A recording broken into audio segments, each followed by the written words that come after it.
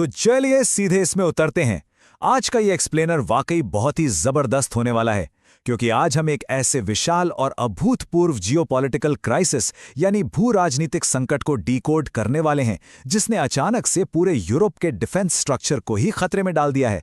बात हो रही है अमेरिका, जर्मनी और ईरान के बीच चल रहे एक ऐसे कूटनीतिक भूचाल की, जिसकी वजह से दुनिया के नक्शे पर दशकों पुरानी दोस्तियां अब टूटने की कगार पर आ गई हैं। तो पूरा ध्यान स्क्रीन पर ही रखिएगा, क्योंकि इस एक्सप्लेनर का कोई भी हिस्सा मिस करने लायक नहीं है। अब इस पूरे विवाद की शुरुआत आखिर होती कहां से है? दरअसल इसकी शुरुआत होती है एक बेहद ही आक्रामक बयान से। पूर्व अमेरिकी राष्ट्रपति डोनाल्ड ट्रंप ने हाल ही में जर्मनी के चांसलर फ्रेडरिक मर्ज पर सीधा निशाना साधते हुए कहा, और ये उनका कोट है, सुनो, अपने टूटे हुए देश और बिगड़ती अर्थव्यवस्था पर ध्यान दो। क्या तुम चाहते हो कि ईरान न्यूक्लियर बम बनाए? अगर नहीं चाहते हो तो चुप रहो। यहां हम किसी का पक्ष नहीं ले रहे हैं, लेकिन कूटनीतिक मंच पर इस तरह की भाषा का इस्तेमाल दोनों देशों के बीच के उस भारी तनाव को साफ साफ दिखाता है जो अब पूरी दुनिया के सामने आ चुका है। और ठीक इसी जगह से आज का सबसे बड़ा सवाल खड़ा होता है, क्या अमेरिका वाकई यूरोप को बिना किसी रक्षा कवच के बिल्कुल अकेला छोड़ देगा? क्या दशकों से जो अमेरिकी सैन्य ताकत यूरोप की ढाल बनी हुई थी, वो सच में वहां से हटने वाली है? ये सवाल सिर्फ जर्मनी के लिए ही नहीं, बल्कि पूरी दुनिया के शक्ति संतुलन के लिए बेहद हाई स्टेक्स वाला है। आइए इसे थोड़ा और गहराई से समझते हैं। खंड 1, अमेरिका की जर्मनी को चेतावनी। खबर यह है कि अमेरिका ने अपने सबसे करीबी यूरोपीय सहयोगी को एक बहुत ही सख्त चेतावनी डाल दी है। अमेरिका साफ शब्दों में अपनी उस सुरक्षा छतरी को हटाने की धमकी दे रहा है, जिसके भरोसे यूरोप पिछले कई दशकों से चैन की नींद सो रहा था। मुख्य बात यह है कि अमेरिका ने जर्मनी से अपने 5,000 सैनिकों को अगले 6 से 12 महीनों के भीतर वापस बुलाने की बात कही है। इस हेडलाइन के मायने बहुत गहरे हैं। अगर अमेरिका सच में अपने सैनिक हटाता है, तो जर्मनी बाहरी खतरों, खासकर रूस जैसे देशों के सामने बेहद कमजोर पड़ जाएगा। और बात सिर्फ जर्मनी तक सीमित नहीं है। ट्रंप ने इटली और स्पेन जैसे अन्य देशों को भी खुलेआम कह दिया है कि वो उनके पास से भी अपनी सुरक्षा वापस ले सकते हैं। खंड 2, ईरान वार्ता और विवाद की असली जड़। लेकिन अचानक ऐसा क्या हो गया? ये विवाद इतना क्यों भड़क गया? इसका सीधा कनेक्शन ईरान के साथ चल रही बैक चैनल बातचीत के फेल होने से जुड़ा है। इस टाइमलाइन को देखिए।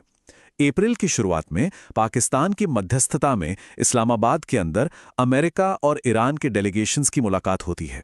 अमेरिका की तरफ से J.D. वेंस, जेरेड कुशनर और स्टीव विटकॉफ इसमें शामिल थे। लेकिन अप्रैल के मध्य तक आते आते पहले राउंड की ये बातचीत पूरी तरह से बेनतीजा साबित होती है। इसके बाद ईरानी अधिकारी अमेरिकियों से दोबारा मिलने से साफ इनकार कर देते हैं। इस झटके के बाद अप्रैल के अंत में अमेरिका को मजबूरी में अपना अगला डेलीगेशन कैंसिल करना पड़ता है।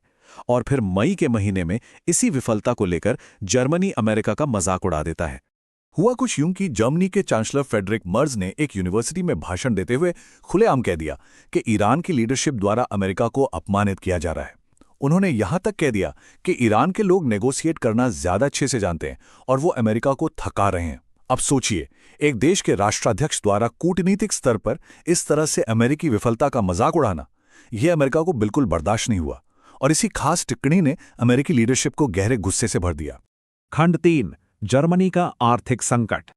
अब यहां एक सवाल यह भी उठता है कि जर्मनी अचानक इस तरह से अमेरिका के मजे क्यों ले रहा था?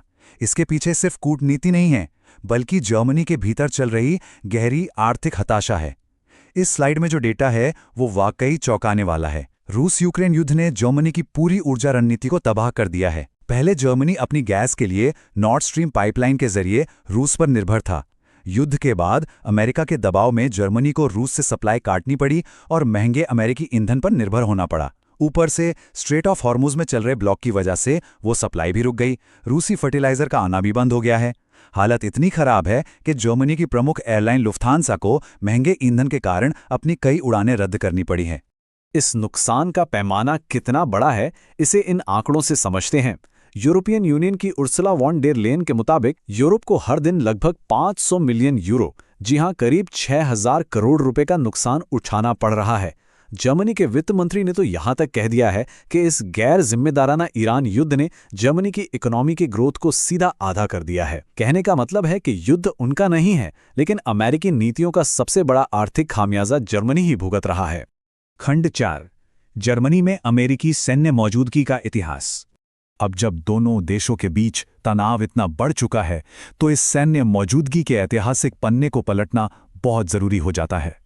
आज दुनिया भर के करीब 159 देशों में अमेरिका के 750 के आसपास सैन्य बेस हैं, लेकिन द्वितीय विश्व युद्ध हारने वाले दो देशों जापान और जर्मनी में इनकी संख्या सबसे ज्यादा है।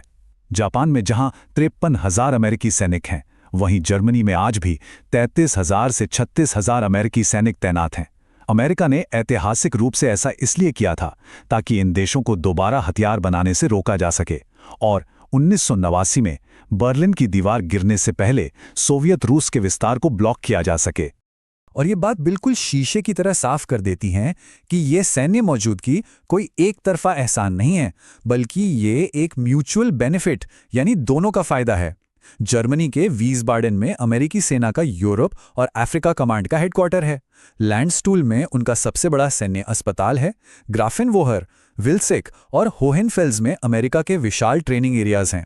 असल में अमेरिका अगर यूरोप या अफ्रीका में कोई भी मिलिट्री ऑपरेशन करता है तो उसका लॉन्च पैड और कंट्रोल सेंटर यही जर्मनी ही होता है। खंड 5, यूरोप की नई सैन्य आत्मनिर्भरता। इस लगातार बढ़ते तनाव का एक बहुत बड़ा रिपल इफेक्ट देखने को मिल रहा है। इसने यूरोप को अपनी सैन्य रणनीति को पूरी तरह से दोबारा सोचने पर मजबूर कर दिया है, और इसका सबसे बड़ा सबूत यह है कि जर्मनी और उसके यूरोपीय सहयोगी अब स्ट्रेट ऑफ होर्मुज में अपने जहाजों को सुरक्षित निकालने के लिए अपनी खुद की सेना तैनात करने पर विचार कर रहे हैं, वो भी बिना किसी अमेरिकी मदद के। उन्होंने हाल ही में एक बड़ी बैठक की जिसमें भारत जैसे देशों को भी बातचीत के लिए बुलाया गया ताकि वो खुद इस रास्ते को सुरक्षित कर सकें। जर्मनी के चांसलर ने साफ संकेत दिया है कि वो अपनी आवाजाही सुनिश्चित करने के लिए स्वतंत्र रूप से अपनी सेना का उपयोग कर सकते हैं। तो ये सब आखिर किस ओर ले जा रहा है?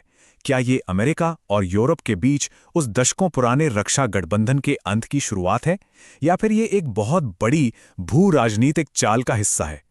कई रक्षा विशेषज्ञों का मानना है कि इस पूरे विवाद का सबसे बड़ा फायदा रूस के राष्ट्रपति पुतिन जैसे बाहरी खिलाड़ियों को मिल रहा है, जो शायद यही चाहते हैं कि अमेरिका यूरोप से अपना सुरक्षा कवच हटा ले।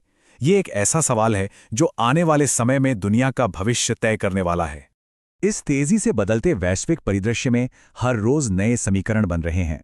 उम्मीद है कि इस गहरे विश्लेषण से यह जटिल मुद्दा आपको पूरी तरह स्पष्ट हो गया होगा। आगे भी ऐसा ही कोई भी महत्वपूर्ण जियोपॉलिटिकल एक्सप्लेनेयर या इसका कोई भी अहम हिस्सा आपसे बिल्कुल मिस ना हो, इसके लिए अभी लाइक करें, इसे अपने दोस्तों के साथ शेयर करें और चैनल को तुरंत सब्सक्राइब करें। सुरक्षित रहें, जागरूक रहें और मिलते हैं अगले डीप डाइव में।